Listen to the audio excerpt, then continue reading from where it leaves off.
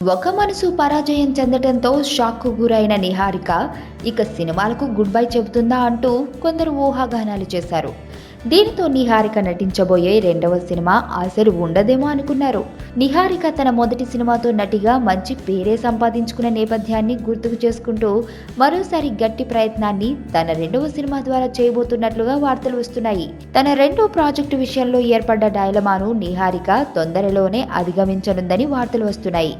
ఆమె తన ఫ్యామిలీ ఇమేజ్ని నిలబెట్టుకోగలిగే మరో పాత్రను ఎంపిక చేసుకుంది అని తెలుస్తుంది. ఫిలిం నగర్లో వినబడుతున్న వార్తల ప్రకారం మరాఠీ హిట్ మూవీ హ్యాపీ జర్నీని తెలుగులో రీమేక్ చేస్తున్న సందర్భంలో ఆ సినిమాలో నటించేందుకు నిహారిక ఒప్పుకున్నట్లుగా తెలుస్తుంది. ఇది ఒక అన్న చెల్లెళ్ల కథ అని అంటున్నారు. వారిద్దరి మధ్య అనుబంధం, ఎమోషన్స్ ఆధారంగా ఈ సినిమా కథ నడుస్తుందని టాక్. చెల్లెలు చనిపోయిన తర్వాత కూడా అన్నకు సాయం చేసే పాత్రగా దయ్యంగా నిహారిక కనిపిస్తుంది అని అంటున్నారు. ఈ సినిమాలో నిహారిక తన టాలెంట్ను చూపించుకునే ఆస్కారం ఎక్కువగా ఉందని అంటున్నారు. అన్న పాత్రకు హర్షవర్ధన్ రాణి నటించడానికి అంగీకరించిన ఈ పాత్రకు ఏదో విధంగా ఒప్పించి వరుణ్ తేజ్ చేత చేయించాలనే ప్రయత్నం చేస్తున్నట్లు talk.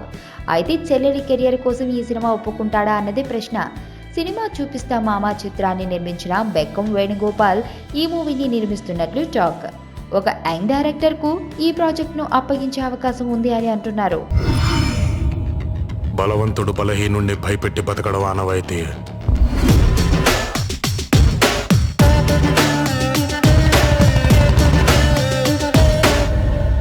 But for a change, ఆ బలహీనుడి పక్కన కూడా ఒక బలం ఉంది.